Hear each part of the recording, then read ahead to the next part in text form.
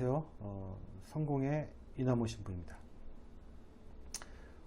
오늘은 오랜만에 애니어그램으로 인물을 분석하는 시간을 갖도록 하겠습니다.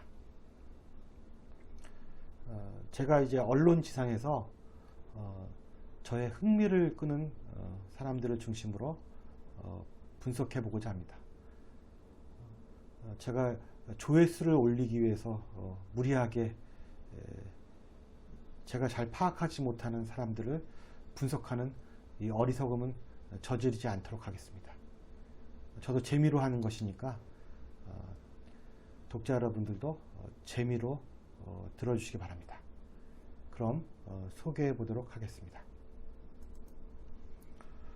황정민과 유승범이 주연으로 나온 부당거래라는 영화가 있습니다. 한 10년 됐죠.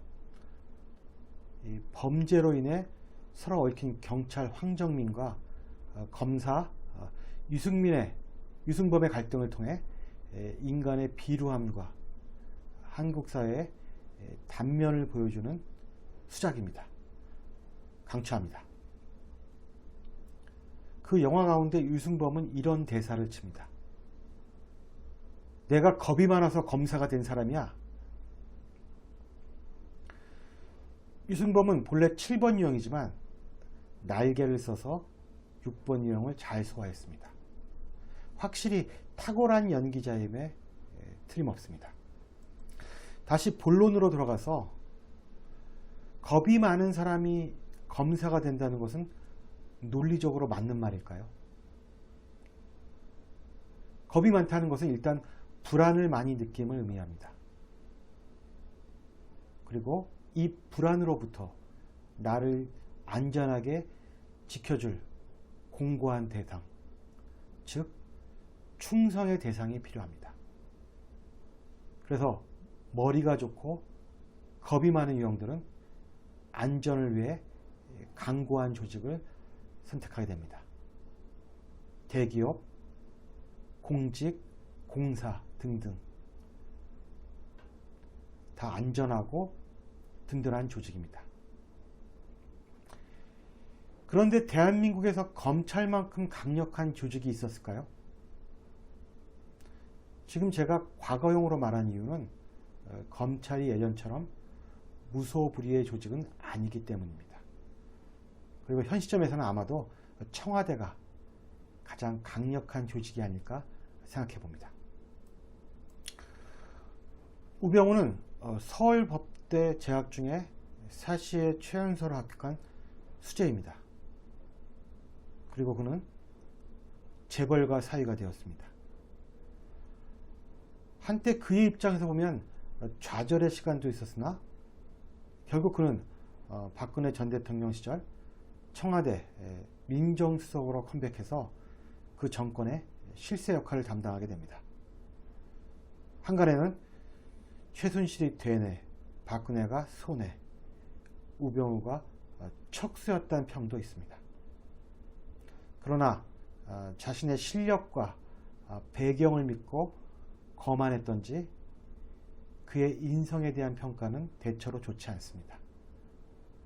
권력과 재력을 모두 쥐고 20대 초반부터 영감님 소리를 들었던 사람이 사실 뭐가 아쉬울 것이 있겠습니까?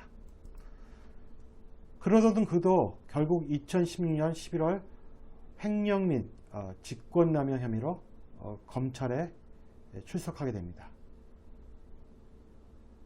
그때 한 여기자의 질문이 불쾌했는지 레이저를 쏩니다. 바로 보시는 장면입니다. 그 뒤에도 역시 비슷한 일이 있었습니다. 이 레이저를 쏘는 장면이 크게 화제가 되었는데 우병우를 아는 사람들은 이 모습이 그의 평소의 모습이고 그것도 많이 자제한 것이라고 평합니다. 그런데 이와 비슷한 사건이 며칠 전에 일어났습니다. 얼마 전에 일어났죠. 그 사건의 주인공은 열린민주당 최강욱 대표입니다.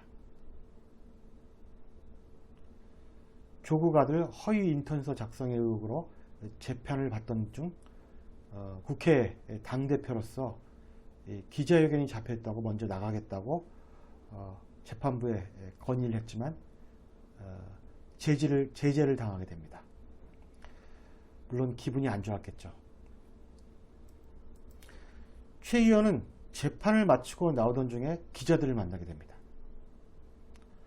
한 기자가 최 의원에게 국회 법제사법위원회에 지원한 이유를 묻자 최 의원은 그동안의 긴 침묵을 참지 못하고 여러분은 굉장한 의도를 가지고 질문을 하고 있다며 발끈하게 됩니다. 근데 개인적으로는 확실히 노려보는 사람이 이 말대꾸하는 사람보다는 고수라는 생각이 듭니다. 같은 서울법대 출신이지만 사시 코스를 밟은 우병우와는 달리 최 의원은 10년간의 군 법무관을 마치고 변화가 됩니다. 우수석이 처음부터 초엘리트 코스를 밟았다면 최 의원은 차근차근 법무관, 변호사, 청와대 공직기강 비서관 그리고 국회의원 자리에 오른 나름 입지전적인 인물이라고 할 수 있습니다. 아마도 지금의 자신이 자신의 인생에 있어서 최고의 상종가를 치고 있다고 생각할지도 모르겠습니다. 그래서인지 그 역시 거만하기는 마찬가지입니다. 법을 전공한 변호사지만 법 질서에 대한 예의를 지키지 않는 경향이 있습니다. 그런데 이 두 사람은 애니어그램으로 같은 유형입니다. 둘 다 애니어그램 6유형 충성가입니다. 구체적인 생김새는 다르지만 얼굴의 모양과 분위기를 보십시오. 둘 다 좀 차가운 인상의 소유자입니다. 그리고 좀 긴 얼굴을 하고 있습니다. 6유형은 충성과 불안이라는 강점과 약점을 지니고 있습니다. 우병우는 청문회에서 박근혜와 김기춘을 존경한다고 말했습니다. 충성을 통해 권력을 나눠 갖는 방법을 선택했을 것입니다.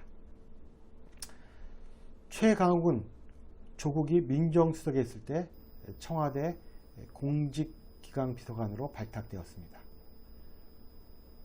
최강욱은 누구에게 충성을 할까요? 그런데 그는 지금의 자신을 만들어준 사람에게 충성하다가 고초를 당하고 있습니다. 아마 예측건대 자신의 뒷배가 되어줄 더 든든한 주군을 만났기에 주군을 갈아탈 수 있다고도 생각됩니다. 더 든든한 주군이란 바로 문재인 대통령입니다. 문재인 대통령이 지난 5월 최강욱 신임 당대표에게 전화를 걸어 취임을 축하했습니다. 그리고 그 내용은 검찰개혁에 대한 당부였습니다. 그래서 최강욱 의원을 법사위를 지망했지만 더불어민주당에서는 우려와 배제의 소리가 나고 있는 상황입니다. 이 상황이 아마도 최강욱 의원을 좀 고양시켰을 것입니다. 고양시켜서 좀 들뜨게 했을 것입니다. 대통령과의 통화가요. 또 한 가지, 육유형은 의존형입니다. 말죽거리 잔혹사에 등장하는 선도부장이 있습니다. 선생들을 믿고 학생들에게 날뛰는 폭압적인 캐릭터입니다. 힘에 의존하는 캐릭터죠. 그런데 말죽거리 선도부장은 선생들까지 속였다는 점에서 삼유형에 가까운 인물입니다. 권력에 의존하여 아랫사람들에게 권위적으로 군림하는 유형이 바로 육유형입니다. 혼자 있을 때는 불안해하다가 스폰서를 만나면 더 날뛰는 유형이 바로 육유형인 것입니다. 일종의 친위대 같은 느낌을 줍니다. 육유형의 예는 성서에도 나와 있습니다. 바로 예수님의 수제자 베드로입니다. 예수께서 물 위를 걷자 베드로도 자기도 걷게 해달라고 청합니다. 베드로는 물 위를 걷다 그만 의심이 들자 물에 빠지고 말았다. 이 의심, 불안, 이것은 육령의 생리적인 약점입니다. 그리고 예수께서 잡혀가실 때 베드로는 칼을 들어 종의 길을 쳐냈습니다. 믿는 사람이 있었기 때문이죠. 그러나 속절없이 예수님이 잡혀가자 그는 불안에 떨며 예수님을 3번이나 모른다고 불안했습니다. 누가 있고 없고의 차이에 따른 이 기복이 바로 육령의 특징입니다. 물론 부활한 예수님을 만나고 더 든든한 신앙으로 또 구번으로 발전해서 이 모든 것을 이겨내는 베드로의 모습을 우리는 보게 됩니다. 결론적으로 육령은 타고난 불안감, 그리고 그것을 해소하기 위한 충성 대상의 선택, 그리고 그 대상을 믿고 아랫사람들에게 권위적이고 안하무인의 태도를 보이는 패턴을 지니고 있습니다. 물론 그 성품과 수준이 낮을 때 그 빈도가 잦습니다. 반면에 저는 누구도 아닌 하나님께 정말로 우직하게 충성하는 육령도 보았음을 밝혀드립니다. 육령의 수준은 다음과 같습니다.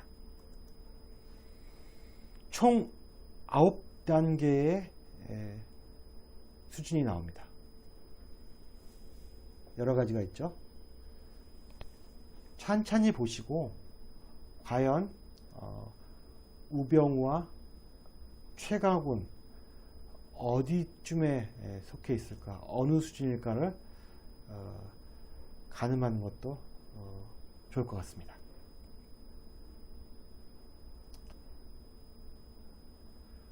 우병우는 정치적으로 몰락했습니다.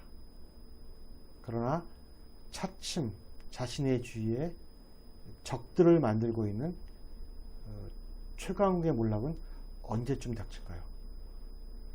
권불 10년이라고 했습니다. 권력이 10년 가지 못한다는 것이죠. 그런데 주위에 많은 적을 만들게 되면 그 몰락이 더 빨리 오게 됩니다. 그것이 섭리입니다. 전혀 다른 사람 같지만 이들은 공통적으로 육류형으로 추측됩니다. 다만 우병우는 6번에 5번 날개를 쓰는 방어자로 보이고 최강우는 6번에 7번 날개를 쓰는 친구로 보입니다. 최강우는 라디오 프로그램 진행에서 꽤나 재치를 보이기도 했습니다. 애니어그램은 개인의 배후에 존재하는 유형에 대해서 알려줍니다.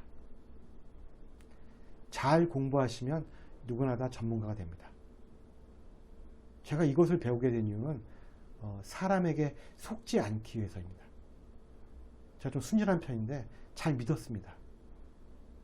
그런데 이제 사람이 말과 실제 행동이 다르다는 것을 깨닫게 되고, 사람을 좀 잘 이해할 수 있는 도구가 없을까 하다가 제가 애니어그램을 만나게 된 것입니다.